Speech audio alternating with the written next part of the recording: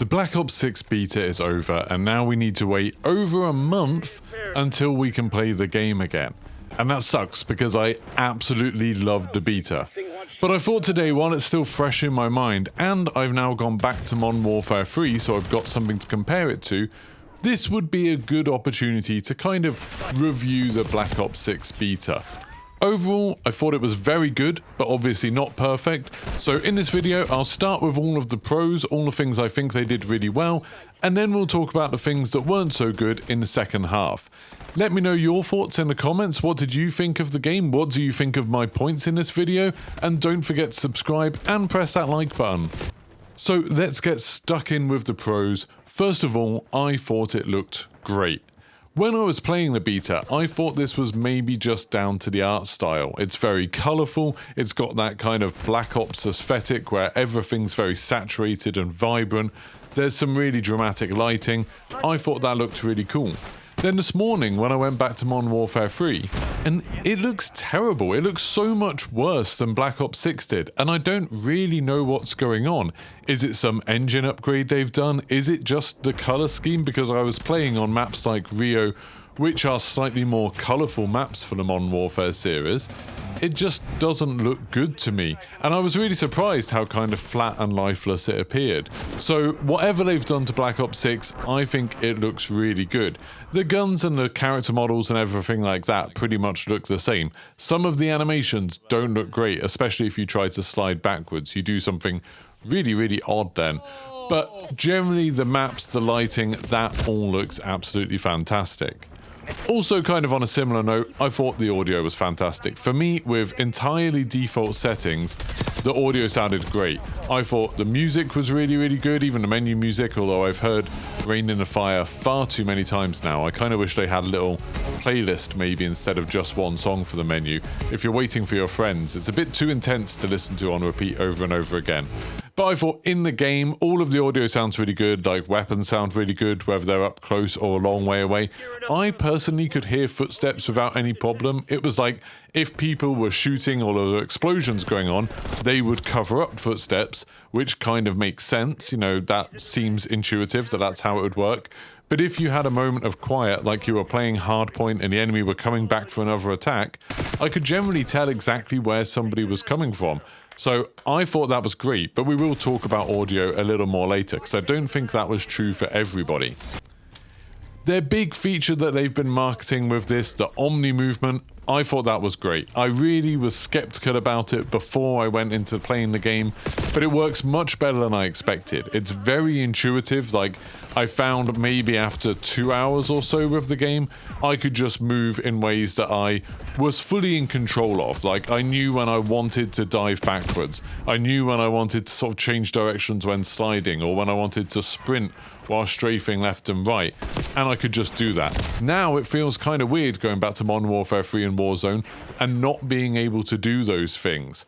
It is very arcadey, like it's very silly, but it works well, and I think it adds a layer to the gameplay. Unlike some of the other things they've added over the last few years, like the destruction and the moving while mounted in Vanguard, or things like tac stance that we got in Modern Warfare 2 or 3, with this, I feel like it will be hard for them to go back on it now. I feel like it will be weird if they do another Call of Duty game and you can't do some of the stuff you can do in Black Ops 6. Another big positive for me were the maps, and I know this has been a bit more controversial looking at things like the Call of Duty subreddit, but I thought most of the maps were really good. Derelict, Skyline, and then Gala and Stakeout, when they were being played as gunfight maps, I thought were brilliant. I absolutely loved them. I loved Derelict. I thought it flowed really well, and Hardpoint, particularly on it, was super interesting. Every single point felt very different, and there were lots of different ways to approach it. I really liked Skyline. I know people complained about Domination, with B being where the pool is and that sort of hot tub there, having too many lines of sight to it. But I thought that was kind of a good balance, that you've got some quite chaotic ones that you really need the whole team to hold, like B, And then you had other ones, like the one in the safe room where you could pull down the shutters and everything, or that one in the bathroom where there was only really kind of 2 entrances to it. That was much more difficult to break into, but much easier to control. So I liked that there was that kind of variety. I thought that worked really well. I hope they don't change them, because I've seen a bunch of people being like, oh, well, obviously they need to change B on Skyline and add some extra cover in there. I don't think they do. I think it's fine to have some variety. Gala and Stakeout I thought looked great. They work so well as gunfight maps. Like, Gala has massive wide open spaces, but also bits of cover that you can kind of run between. It has that interesting aspect that most of the cover is just curtains, so you can very easily get shot through it if somebody knows where you are. And for gunfight, it's refreshing to have a map that has lots of kind of long distance opportunities where you can snipe other people. And Stakeout looked great, you know, having the sort of 2 apartments, and then you can run around that little courtyard bit in the middle. You could jump across the balconies on one side. I thought that one worked super well. Having the little vents and stuff, the little places you could throw grenades in. I thought it was really interesting, and it's a shame that we didn't get very long to spend with it. Then, as maybe a tier down from those maps, I thought that Pit was probably a good map as Gunfight, but weirdly we didn't get to play it in Gunfight. We only got to play it in Face Off on 6v6, which was utterly bizarre. It was kind of cool though. I saw in Dalek's video, he did a video about all of the Easter eggs in the Black Ops 6 beta, and he was talking about how Pit is actually that Vorkuta prison from Black Ops, the original Black Ops game. And I thought that was a nice little touch. That was pretty cool.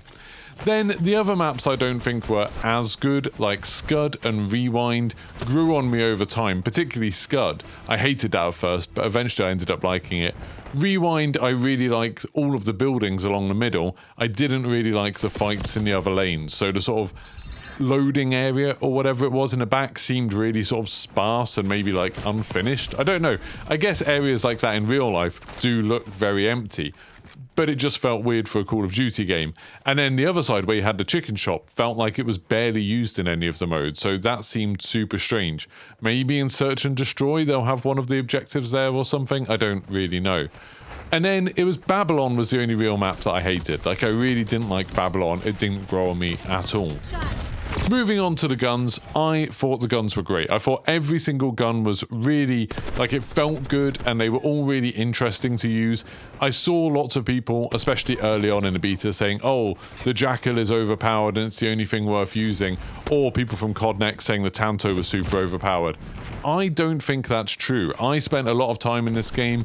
I was near the top of my team pretty much every game. You know, I'd normally be in the top 3 and we won most of our games. And I spent a lot of time leveling up one of the pistols to unlock a Kimbo on it, so I spent ages playing with the pistols.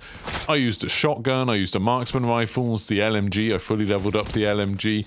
I used the sniper rifles, I used all the assault rifles and both the SMGs. I thought they all felt really, really good and really strong. I mean, I would maybe say I didn't enjoy the marksman rifles as much, but I know other people that got really, really good with them. I've just never been that good at like burst fire or single shot fire guns. But I thought all the guns were really good, and that's a stark contrast to Modern Warfare 2 and 3, where I didn't think those games had any interesting guns. They were all incredibly bland and forgettable.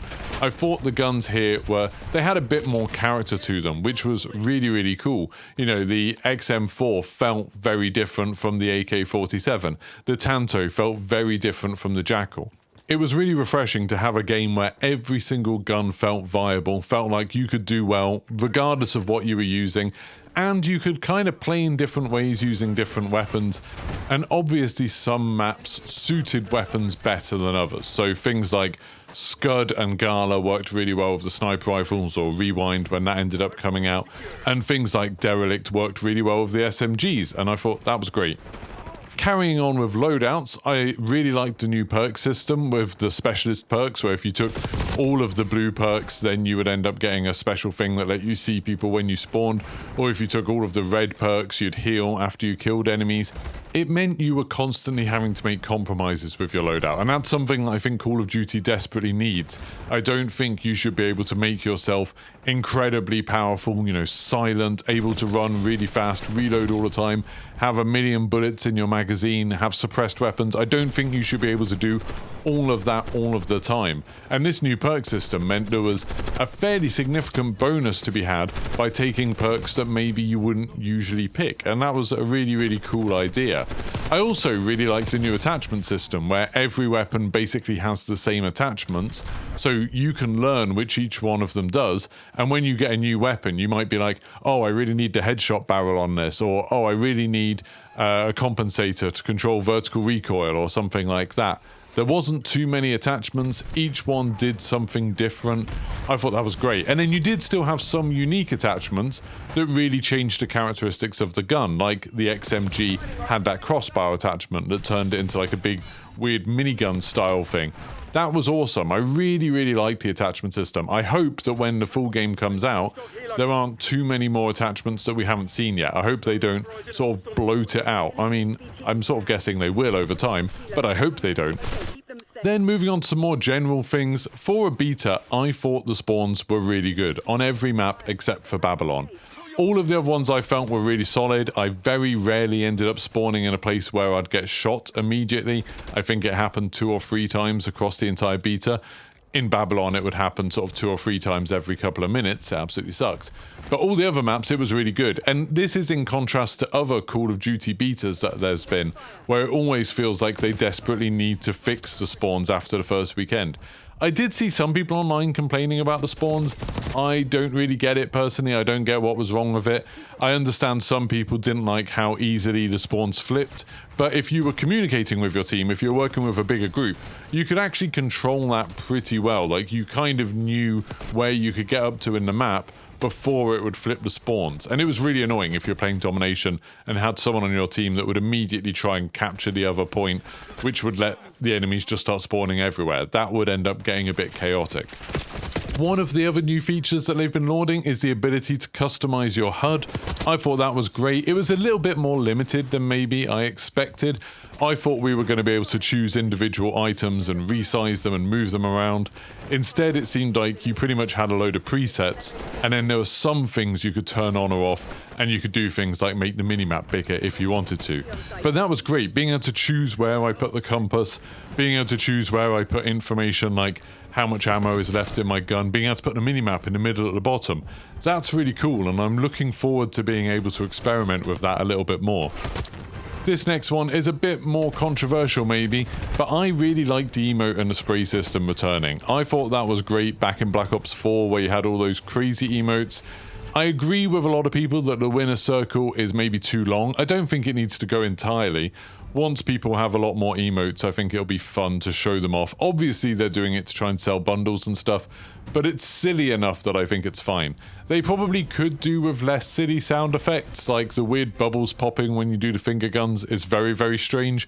But I like the idea that it's just kind of, okay, we're going to celebrate the people that did well. Here, they can now show off a little bit. Another controversial one, because you know I love those. I know, obviously, it's a beta, so there are probably a lot less players than the normal game, because, you know, lots of the normal people who play Call of Duty might not have even known this beta was going on, but I thought matchmaking seemed great. I think I maybe had 4 or 5 games across both weekends that felt laggy at all. I don't think I ever had any games that were really, really bad, maybe like 1 or 2, but the vast majority of the time it worked flawlessly. I had a really good connection.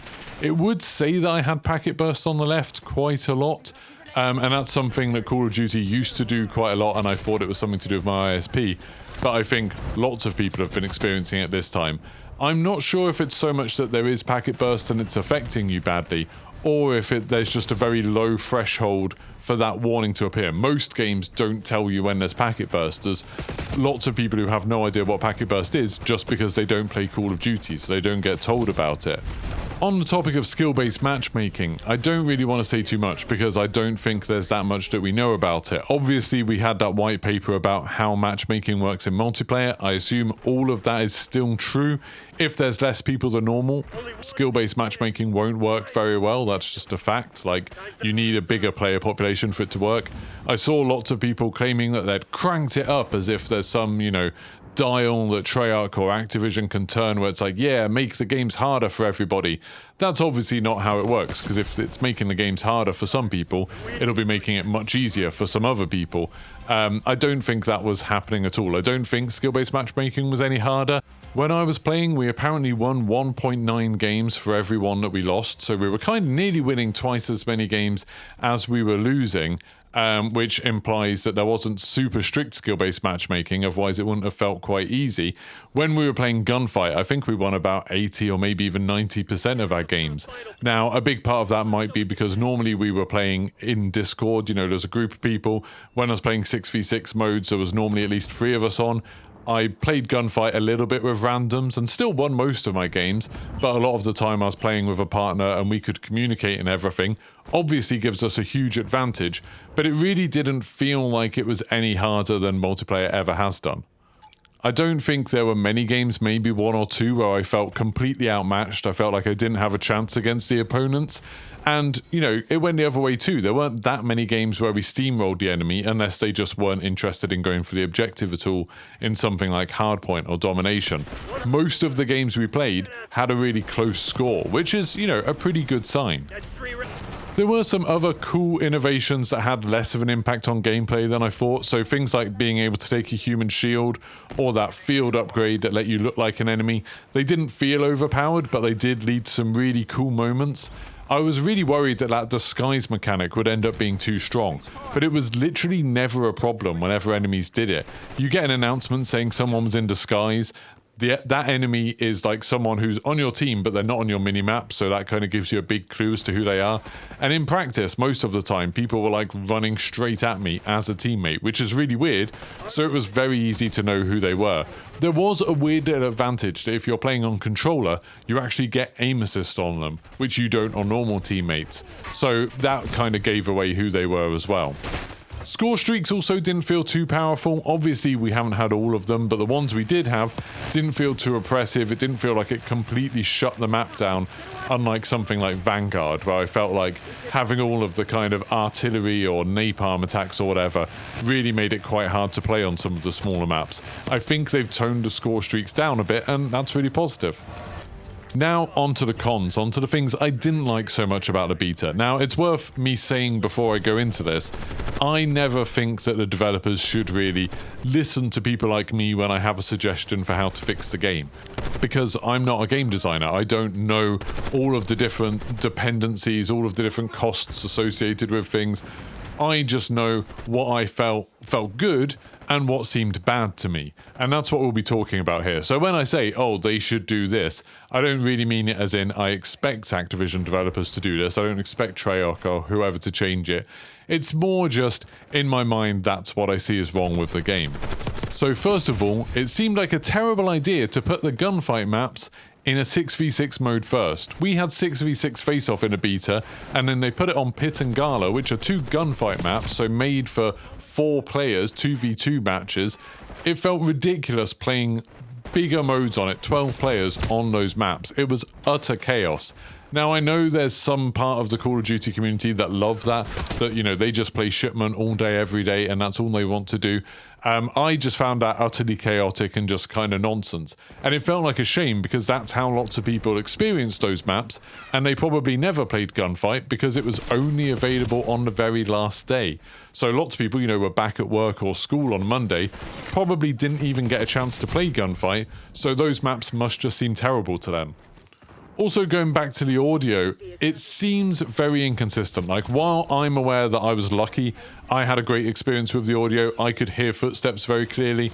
Lots of people, including people that I don't think are, you know, exaggerating or being dramatic, had a very different experience to me, where they could never hear footsteps and people could run up on them and they couldn't do anything. I'm not sure if it's because these people have got something other than the default settings on their audio. Maybe they've done some of that audio balancing that people did for Warzone or something. Absolutely no idea. But whatever happened, for me, it was great. I know for lots of other people it wasn't good. So maybe they'll make the footsteps a little bit louder. They have seemingly said that they knew that there was a bug with the footsteps, so they were working on it. I don't think they managed to fix it during the beta, so hopefully that'll be better in the full game for everybody else. Speaking about spawns again, as I said earlier, the spawns on Babylon were terrible. It felt like maybe every 4th or 5th spawn I was in a room with an enemy, or an enemy was right behind me or right next to me, or sometimes I'd be running around a map and the entire enemy team would just spawn in front of me. That was absolutely horrific. I hated that. I don't know what they can do with Babylon. In general, it felt like a really bad experience to me. The map looks the same in every direction, so it's really hard to do callouts. The center is symmetrical, so you've got like 4 staircases leading away, and from the center, they all look the bloody same. So you can't say, oh, they're on that staircase because there's 4 staircases. I hope they do something with Babylon. I think it could just do with maybe, you know, directional colored lighting or something. So there's like an orange side of the map and then a more yellowy side of the map, or maybe one side has some more trees or something. Just something to make it easier to tell which way you're facing on Babylon would be great. But they also need to sort out the spawns in there. Just try to make it so people don't spawn around each other. I don't know how they can do that at all. I've got no idea how hard of a problem that is to fix. Going back to the guns, which I talked about earlier, while I think they're all really interesting, one problem was that they're all way too easy to control. This has been a problem in Call of Duty for a while now, where it feels like every assault rifle and SMG is basically a laser beam. In this game, it felt like you didn't even need any recoil attachments, because the guns just didn't have much recoil at all. It's maybe a side effect of also having some quite small maps that you don't have to try and use assault rifles from a long way away, but people were shooting me across, you know, the entire length of like Derelict or Gala with SMGs, and that seems like, you know, it's not great for the game. If you had every gun having quite severe recoil, you could use some attachments to try and control some of it, but it also makes space for some of the weapons like marksman rifles a little bit more, where it's like, okay, you've got something that's fast and very accurate, even if it's, you know, slow firing, if it's single shot fire or burst fire or something like that, they have a place. But right now, it's like, why wouldn't you use the XM4 or the Tanto or the Jackal? That just seems weird to me. Time to kill also felt a bit fast for me. I saw lots of people echoing this. I think the Omni movement doesn't really have a chance to shine with the time to kill being that fast, because it's not like you can realize that you're in trouble, you're getting shot, and then immediately dive into cover and then try and turn things around to attack the person who is shooting you. That only happens if the enemy is missing a lot, basically. If they're fairly accurate, which, you know, over time everyone's pretty accurate, like I said, there's no recoil on the guns, you die way before you could end up reacting at all using the Omni movement. So instead, the Omni movement becomes something that you just use to initiate a gunfight, but it never seems to be something that you can choose to use during a gunfight. The gunfights are just over way too quick. Basically, as long as the other person isn't a terrible shot, you're pretty much dead as soon as you know that you're being shot at. This next one is very nitpicky. I know it is, it's a very small thing, but throwing tacticals and lethals felt too slow. It was really hard to use them in a kind of reactionary way in a situation like, oh, you've just realized you've run out of ammo, quickly throw a throwing axe to finish someone off, or, oh, you're being shot at and you need to get in cover, quickly chuck a flashbang and then dive behind something. You couldn't really do that because the animation for throwing these things took longer than the time to kill is, so you'd be dead before you managed to throw it. It was nearly always better just to be shooting. So again, you could only really use the lethals and tacticals to kind of start a fight instead of using them during one, which feels like a bit of a shame. And then finally, well done for making it this far, by the way, there's still that normal Call of Duty weirdness that has been in every game, and I know some people probably love it, but I still hate it. Things like head glitching, the idea that you can find a bit of cover so just the top of your head is peeking out and you can still shoot the enemies, because in Call of Duty the bullets come out of your eyes, they don't come out of your gun, and that kind of sucks. I really wish they would just try a mode or try a game where they actually have the bullets coming out of your gun, so if you want to shoot someone you have to have your gun exposed, you have to have kind of the top part of your body exposed in order to be able to shoot them. I think that would get rid of a lot of the frustration that people have with a lot of these maps. But overall, that's enough negativity. It's the best Call of Duty has felt to me since maybe like Black Ops 4, and I really enjoyed Black Ops 4.